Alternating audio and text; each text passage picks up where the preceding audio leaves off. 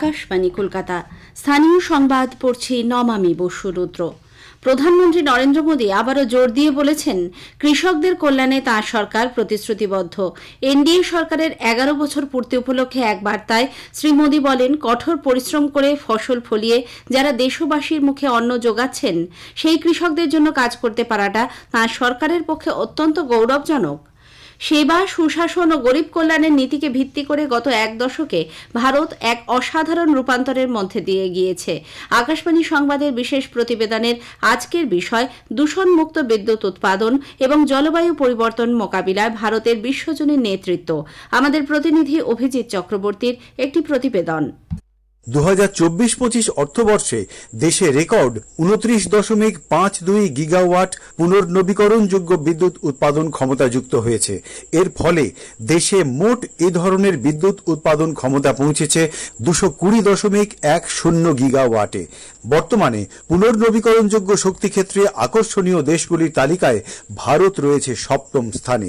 জাতীয় green hydrogen mission, bio energy সম্প্রসারণ এবং বৈদ্যুতিক গাড়ির প্রসারের মতো উদ্যোগ এক নিম্ন কার্বন অর্থনীতির ভিত গড়ে তুলছে।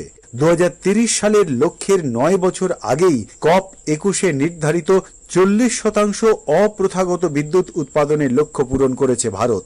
COP26-এ প্রধানমন্ত্রী নরেন্দ্র মোদী পঞ্চামৃত লক্ষ্য ঘোষণা করেন, যার চূড়ান্ত লক্ষ্য 2070 সালের মধ্যে কার্বন নির্গমন শূন্যে নামিয়ে আনা।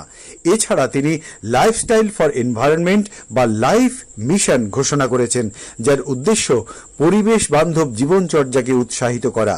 জলবায়ু ক্ষেত্রে আন্তর্জাতিক স্তরে পারস্পরিক সহযোগিতা বৃদ্ধির ক্ষেত্রেও ভারত সক্রিয় ভূমিকা রেখেছে। আন্তর্জাতিক সৌর জোট এবং দুর্যোগ নিয়ন্ত্রণ পরিকাঠামো জোটের অন্যতম প্রতিষ্ঠাতা ভারত এই মঞ্চগুলি অচিরাচরিত শক্তি উৎপাদন ও দুর্যোগ মোকাবিলায় গুরুত্বপূর্ণ ভূমিকা রাখছে। ভারত সরকারের শক্তি বিষয়ক উপদেষ্টা মণ্ডলীর সদস্য ডক্টর শান্তিপদ গণচৌধুরী বলেন, PM সূর্য ঘরের মতো বেশ কিছু পরিকল্পনা জলবায়ু পরিবর্তনের মতো সমস্যা মোকাবিলায় এক যুগান্তকারী পদক্ষেপ। আমাদের প্রধানমন্ত্রী ঘোষণা করেছেন 2030-এর মধ্যে আমরা নন ফসিল এনার্জি 5 লক্ষ মেগাওয়াট আমাদেরকে তৈরি করতে হবে। তার মধ্যে 3 লক্ষ মেগাওয়াটই হবে সোলার। গ্রিন হাইড্রোজেনের ব্যাপারেও কিছু কাজকর্ম করা হচ্ছে দেশে। তার মধ্যে PM সূর্য ঘর একটা মেজর প্রোগ্রাম, যেটাতে বাড়ির ছাতে ছাতে সোলার প্যানেল বসিয়ে বিদ্যুৎ তৈরি করে সেই বিদ্যুৎকে গ্রিডে দিয়ে দিতে হবে। তাহলে আমার যে বিদ্যুতের বিল, সেই বিদ্যুতের বিলটা শূন্য হয়ে যাবে এবং সেখানে ভর্তুকিও ভারত সরকার দিচ্ছে। 3 কিলোওয়াট পর্যন্ত প্ল্যান্টের জন্য 78,000 টাকা ভর্তুকি দেওয়া হচ্ছে। এছাড়া কৃষকদের জন্য PM কুসুম প্রোগ্রাম, ইরিগেশন পাম্প বসানো, এইটাও লক্ষ লক্ষ সোলার পাম্প দেশের মধ্যে এখন বসছে।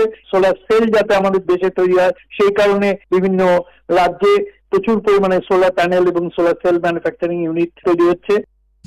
প্রধানমন্ত্রী বলেছেন, আমাদের গ্রহ একটি, কিন্তু একে রক্ষা করতে সকলকে সম্মিলিতভাবে উদ্যোগ নিতে হবে। বাল্যবিবাহ মুক্ত ভারত গঠনে সরকার প্রতিজ্ঞাবদ্ধ। এই নিয়ে স্পটলাইটে এবারের অনুষ্ঠান বাল্যবিবাহ মুক্ত ভারত। এতে অংশ নিয়েছেন হাওড়া জেলা শিশু কল্যাণ সমিতি CWC চেয়ারপারসন চন্দ্রিমা চক্রবর্তী। কথা বলেছেন কল্যাণ লাহা। অনুষ্ঠানটির দ্বিতীয় তথা শেষ পর্ব শোনা যাবে আগামীকাল রাত 8:30টায় সঞ্চয়িত প্রচার তরঙ্গ এবং আকাশবাণী সংবাদ কলকাতার সোশ্যাল মিডিয়া পেজে। আজ ঈদ উল আজহা। যথাযথ ধর্মীয় মর্যাদায় সারা দেশের সঙ্গে এ রাজ্যেও ত্যাগের এই উৎসব ঈদ উল আজহা উদযাপিত হচ্ছে। সকাল থেকেই ইসলাম ধর্মাবলম্বীরা মসজিদ ও ঈদগাহ সহ বিভিন্ন স্থানে ঈদের নামাজে সামিল হন। কলকাতাতে প্রতিবারের মতো এবারও মূল জমায়েত হয় রেড রোড বা ইন্দিরা গান্ধী সরণিতে। এদিকে রাজ্যের বিভিন্ন জেলা থেকে ঈদ উল আজহা পালনের খবর এসেছে। মালদায় রাজ্যের দ্বিতীয় বৃহত্তম নামাজ অনুষ্ঠিত হয় সুজাপুর নওমৌজা ঈদগাহ ময়দানে। নামাজের জন্য 34 নম্বর জাতীয় সড়কে প্রায় 3.5-4 ঘন্টার জন্য যান চলাচল বন্ধ থাকে। নামাজ পাঠে প্রায় লক্ষাধিক মানুষ যোগ দেন। মালদা জেলার ক্ষেত্রে ব্যতিক্রম হল মুসলিম মহিলারাও পৃথকভাবে অংশ নেন নামাজে।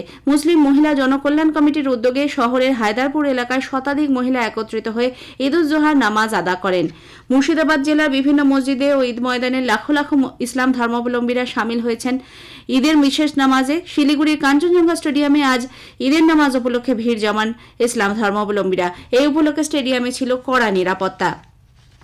তৃণমূল কংগ্রেসের রাজ্যসভার সাংসদ সুস্মিতা দেব জাতীয় মহিলা কমিশন এনসিডব্লিউ সংস্কারের আবেদন জানিয়ে শিক্ষা ও মহিলা শিশু বিকাশ সংক্রান্ত সংসদীয় কমিটির চেয়ারম্যান দিগ্বিজয় সিংকে চিঠি দিয়েছেন।